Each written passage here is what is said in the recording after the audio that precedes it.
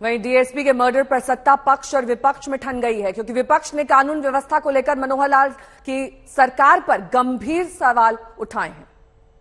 अपने सारे सिस्टम को मजबूत करके उनको पकड़ेंगे।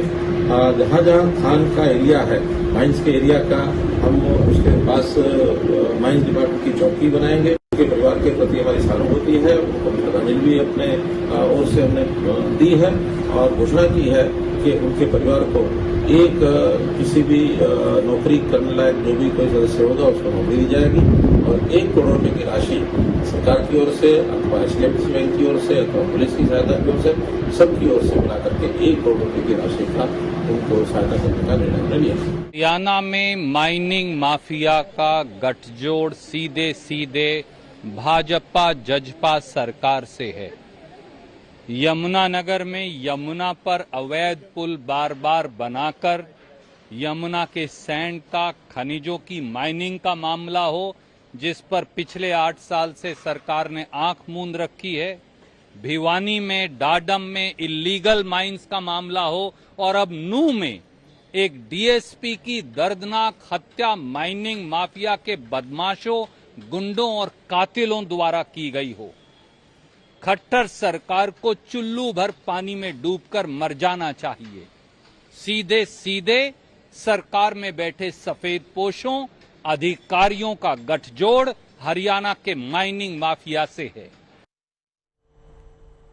और मेरे सहयोगी हिमांशु मिश्रा इस वक्त तमाम जानकारी के साथ सीधे नूह से ही जुड़ गए हैं। देखिए हिमांशु, नूह तो जाना जाता है इस तरह की अवैध माफिया खनन के लिए, और साथ ही क्या खट्टर सरकार आंख मूंद कर बैठी हुई थी और इंतजार कर रही थी कि किसी काबिल अफसर की बलि हो, उसके बाद एक्शन लिया जाए?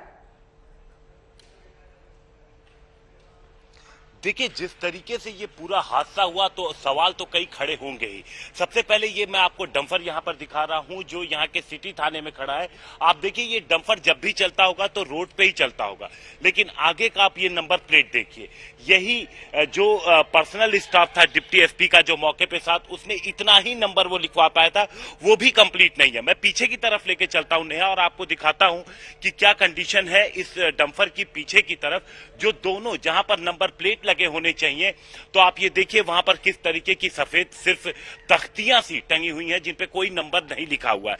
यानी ये जो डंपर है ये सड़क पर चलता होगा, कोई भी अगर अवैध खनन या माइनिंग होती है तो उसे ट्रांसपोर्ट किया जाता है। तो जगह जगह पर बैरिकेडिंग हमने इन इलाकों में देखी है।